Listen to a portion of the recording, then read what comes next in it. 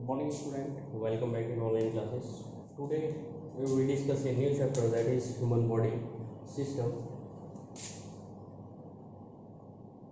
Chapter 6, human body system. देखिए, body system क्या होता है।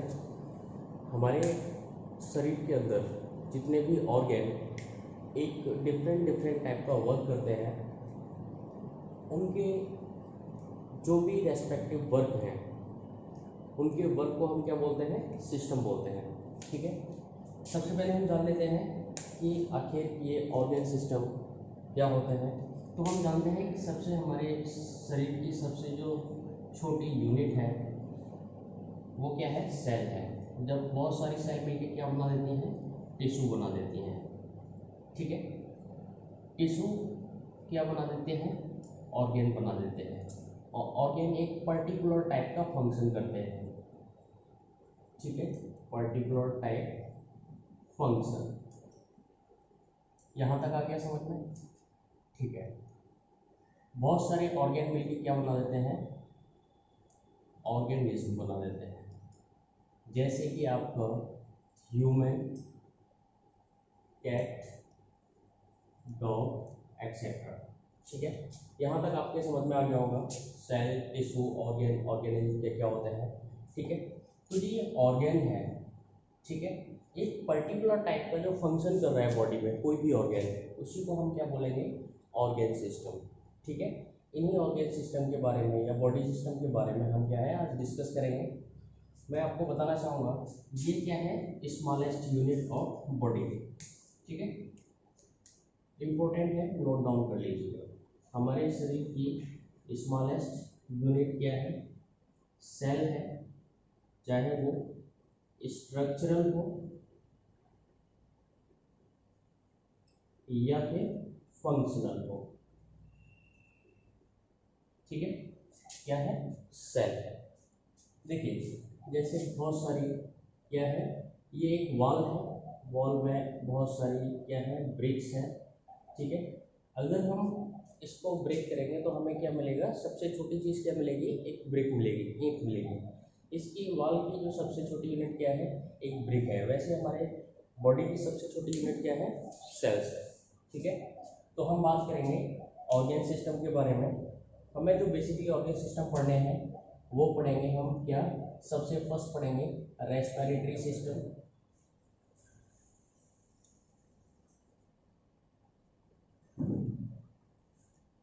इसका काम क्या होता है, इसका काम होता है सांस लेना, ब्रीदिंग या एक्सचेंज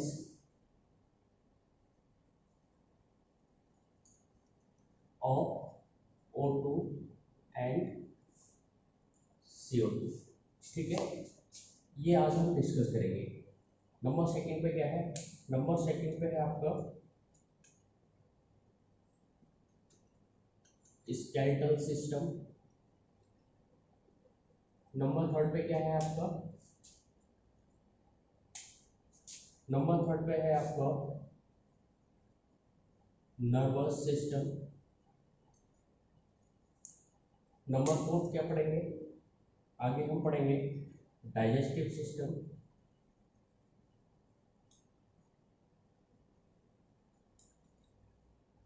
नंबर 5 सर्कुलेटरी सिस्टम। ठीक है, यही 5 हमको सिस्टम पढ़े हैं आपकी बॉडी में, या फिर इनका पर्टिकुलर फंक्शन क्या होता है। अगर ये ना हो तो क्या होगा, अगर कोई भी सिस्टम इनमें से नहीं होता है सपोज, तो हम जीवित नहीं रह पाएंगे। ठीक है, without that this system we can't suppose our life, right. Okay, तो आज हम पढ़ेंगे क्या, रेस्पिरेटरी सिस्टम। नोट डाउन कर लीजिए। तो सबसे पहले हम क्या करते हैं, एक डायग्राम बना लेते हैं। ठीक है, ये आपके नॉस्ट्रिल्स हैं।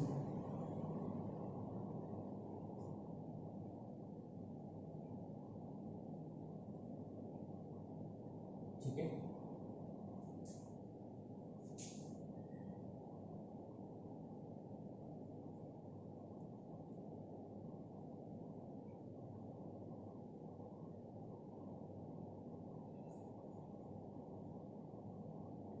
ये आपका क्या है, विंड पाइप,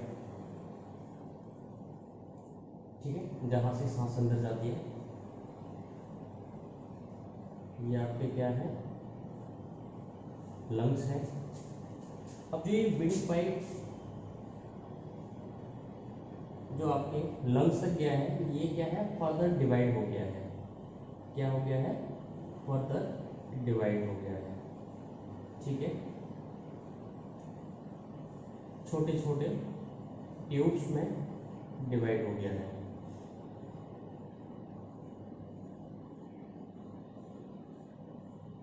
ठीक है। लास्ट में क्या होता है, लास्ट में छोटे छोटे एयर सैक मिलते हैं जो इनसे अटैच रहते हैं। आप जो सांस लेते हैं, ठीक है, वो एयर कहाँ जाती है, वो इन्हीं छोटे छोटे एयर सैक में भर जाती है, जिनको हम क्या बोलते हैं, एल्वियोलाई। क्या बोलते हैं, एल्वियोलाई।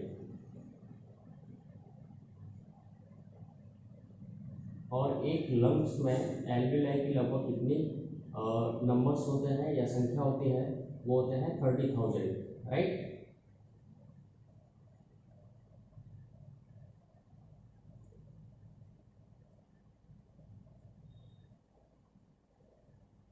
ठीक है, ये क्या है आपके, ये है आपके एल्वियोलाई।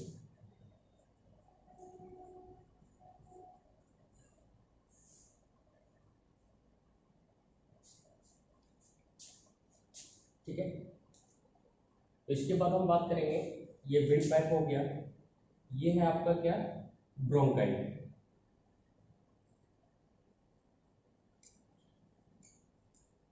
यह भी ब्रोंकियल ट्यूब्स, जो आपके एयर को विंड पाइप से कहां तक ले जा रही है, एयर सैक तक ले जा रही है या फिर एल्वियोलाई तक ले जा रही है। ठीक है, इतना आ गया समझ में। ओके, तो हम बात कर रहे थे किसकी, जैसे ही एयर कहाँ से आपके नोज से एंटर होती है, ठीक है, तो इसको हम क्या बोलेंगे, नॉस्ट्रिल्स। ठीक है, नॉस्ट्रिल्स में क्या होता है, यहाँ पे आपके बहुत छोटे छोटे छोटे छोटे क्या होते हैं, हेयर होते हैं, जिसकी वजह से जो डस्ट होती है, जो एयर के साथ जो डस्ट होती है, वो डस्ट आपका कहाँ पे रुक जाएगी, नॉस्ट्रिल के हेयर पे रुक जाएगी। इसके अलावा जो नॉस्ट्रिल पासेस होते हैं, यहाँ पे क्या होता है, म्यूकस सीक्रेशन होता रहता है ना, म्यूकस सीक्रेशन होता रहता है।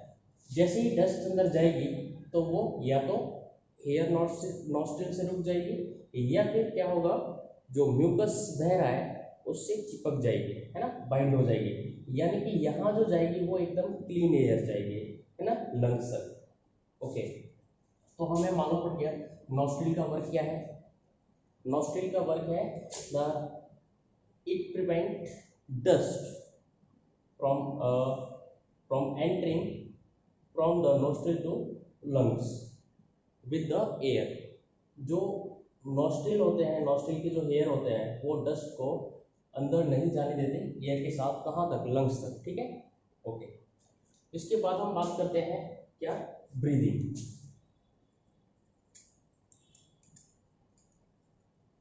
ब्रीदिंग क्या है, फिजिकल प्रोसेस है।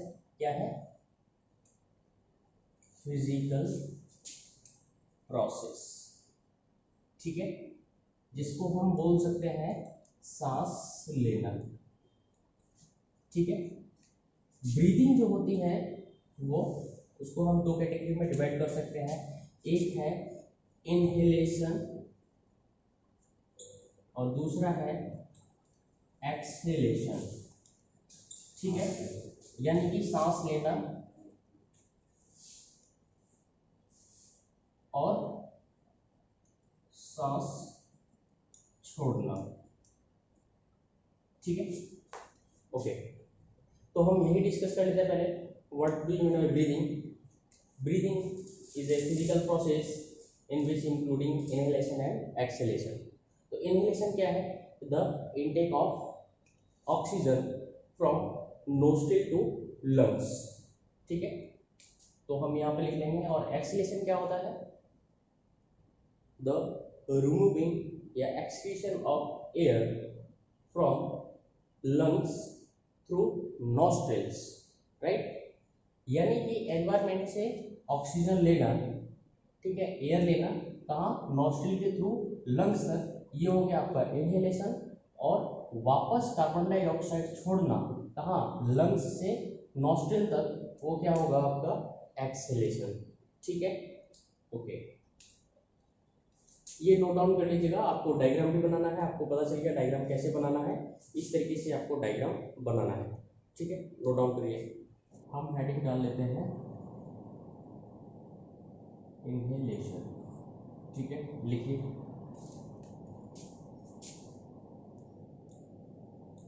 इनटेक ऑफ एयर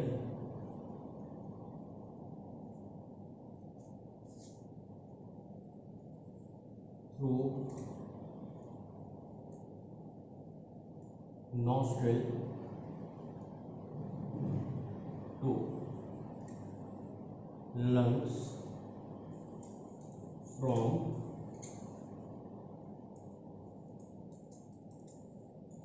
environment, ठीक है। इनहेलेशन क्या होगा, intake of air through nostrils to lungs from the environment, यानी कि हमारे एनवायरनमेंट से जो सांस लेते हैं हम लोग किसी थ्रू, नॉस्ट्रिल के थ्रू, और वो कहाँ से लेते हैं, एनवायरनमेंट से कहाँ तक जाती है, लंग्स तक। इस प्रोसेस को क्या बोलते हैं, इनहेलेशन, ठीक है। अब हम बात करते हैं एक्सहेलेशन,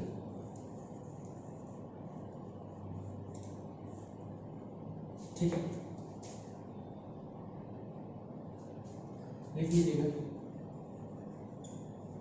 रिमूविंग ऑफ एयर, ठीक है। अब हम, आप लोग कहेंगे सर यहाँ पे ऑक्सीजन और आपने वो कार्बन डाइऑक्साइड क्यों नहीं लिखा। अरे हम जो सांस लेते हैं उसमें टोटल ऑक्सीजन नहीं होती, ठीक है, नाइट्रोजन 78% है, वो भी होती है, तो इसलिए हम यहाँ पे वो ऑक्सीजन और कार्बन डाइऑक्साइड न लिख के क्या लिखेंगे, एयर, क्योंकि हम केवल ऑक्सीजन नहीं लेते हैं, हमारे लंग्स में या हमारे नॉस्ट्रिल में ऐसा कोई फिल्टर नहीं लगा है कि केवल ऑक्सीजन अंदर जाएगी बाकी सारी गैसेज बाहर रह जाएंगी। नहीं, अगर आपके यहाँ पे कार्बन डाइऑक्साइड, कार्बन मोनोऑक्साइड, जो भी गैसेस आपके एनवायरनमेंट में वो सारी अंदर जाएंगी, है ना। The removing of air from lungs to nostril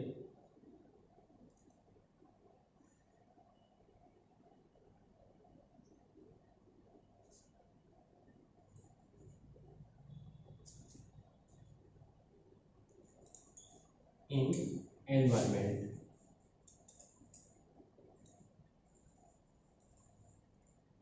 यानी कि हमारे लंग्स के द्वारा, लंग्स से नॉस्ट्रिल के द्वारा एनवायरनमेंट में जो एयर छोड़ दी जाती है उसको हम क्या बोलते हैं, एक्सहेलेशन। तो 2 पॉइंट आपके समझ में आ गए। ब्रीदिंग क्या है, एक फिजिकल प्रोसेस है, it include inhalation and exhalation. Inhalation intake of air through nostril to lungs and the exhalation removing of air from lungs to nostrils in environment, ठीक है। यहाँ तक समझ में आ गया, कोई दिक्कत नहीं होनी चाहिए, ठीक है।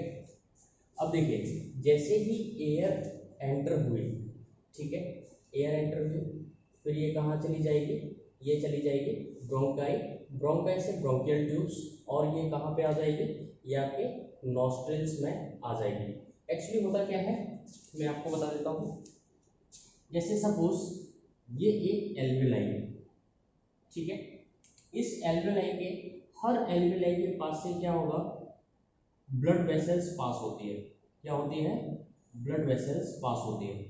इस ब्लड वेसल्स में क्या होगा, जो कार्बन डाइऑक्साइड गैस के मॉलिक्यूल्स होंगे, ठीक है, और जो ऑक्सीजन के मॉलिक्यूल्स होंगे।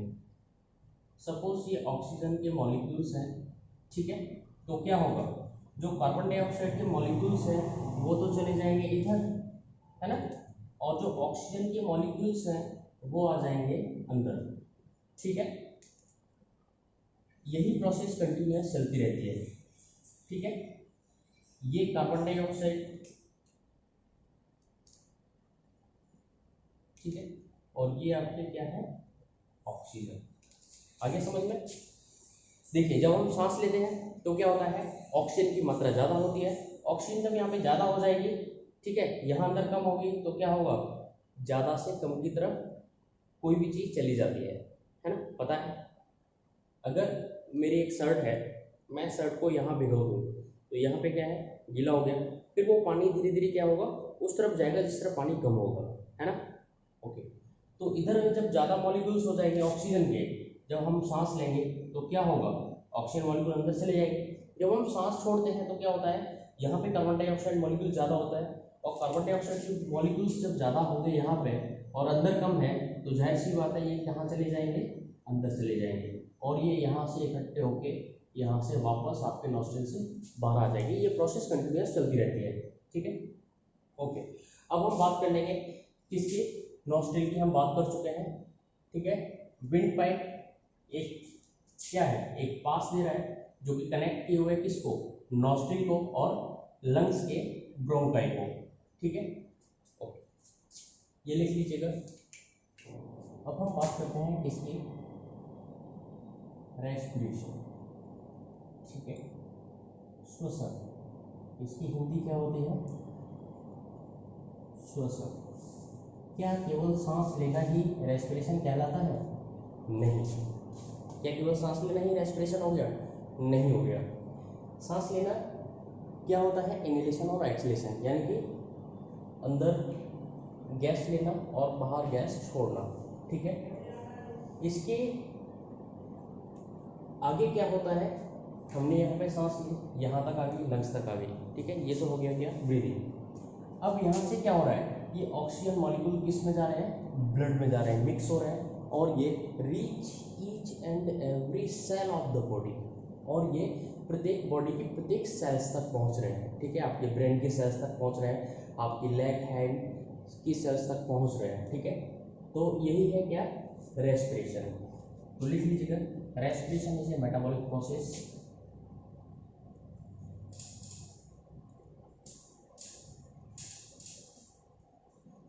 is a metabolic process in which oxygen reach each and every cell of the body with blood stream। ठीक है, यानी कि हमारे खून की धारा के साथ क्या होता है कि जो ऑक्सीजन होती है तो वो प्रत्येक बॉडी की प्रत्येक सेल्स तक पहुंचती है। इसी को हम क्या बोलते हैं, रेस्पिरेशन बोलते हैं। यहाँ तक आपको समझ में आ गया? ओके, चलिए अब हम बात करते हैं what is the function of nostrils. आखिर नॉस्ट्रिल्स का फंक्शन क्या है? ठीक है, तो लिख लो, फंक्शन ऑफ नॉस्ट्रिल्स। तो लिख लेंगे, नॉस्ट्रिल्स एयर एंड म्यूकस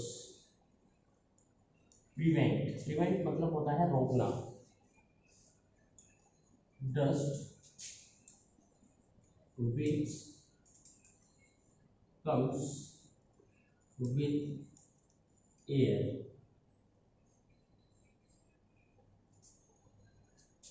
ठीक है, जो एयर किसके साथ आती है, सॉरी जो डस्ट एयर के साथ आती है उसको कौन रोकता है, नॉस्ट्रिल्स और कौन, म्यूकस लेयर। ठीक है, यहाँ तक आगे समझ में, नोट डाउन कर लीजिए।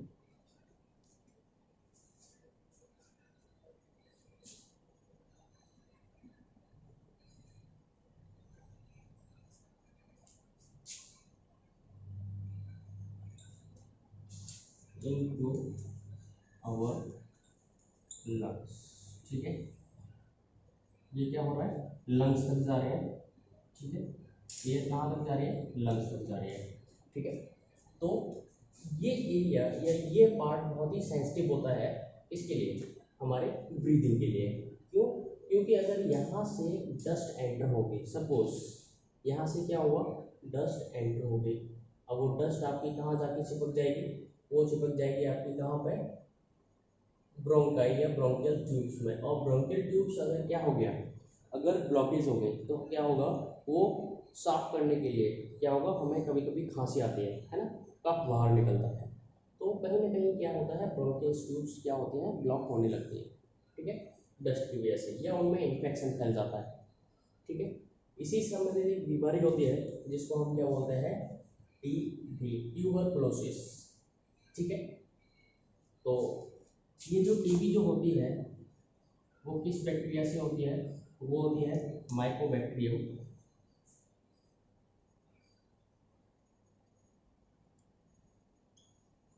ट्यूबरकुलोसिस,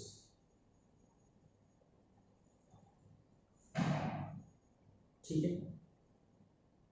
और ये ट्यूबरकुलोसिस, माइकोबैक्टीरियम ट्यूबरकुलोसिस के कारण क्या होता है, टीबी, है ना, जिसको हम हिंदी में बोलते हैं क्या, क्षय रोग, ठीक है। ये एक लंग से संबंधित बीमारी है जो किससे होती है, बैक्टीरिया से होती है, ठीक है। यहाँ तक हो गया, ओके, नोट डाउन कर लीजिए और इसको जरूर याद रखिए, ठीक है, इम्पोर्टेंट है। Okay, now we discuss about the function of alveoli, ठीक है। एल्वियोलाई का फंक्शन क्या है, तो एल्वियोलाई हम पता है, एल्वियोलाई क्या होता है, एयर सैक लाइक स्ट्रक्चर होता है जो कि आपके किससे जुड़े होते हैं, ब्रोंकियल ट्यूब से जुड़े होते हैं, ठीक है, और एयर इसी में जाके भर जाती है, ठीक है। तो alveoli are the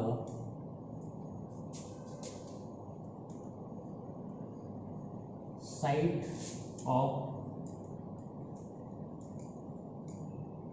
exchange for oxygen and carbon dioxide. ये वो जगह है जहाँ पे क्या होता है, ऑक्सीजन और कार्बन डाइऑक्साइड का एक्सचेंज होता है, ठीक है। अब हम बात करते हैं function of wind pipe. Wind pipe का आखिर फंक्शन क्या है, ठीक है। तो हम एक लाइन में लिख सकते हैं विंड पाइप का function, air moves down through wind pipe from nostril to lungs, ठीक है।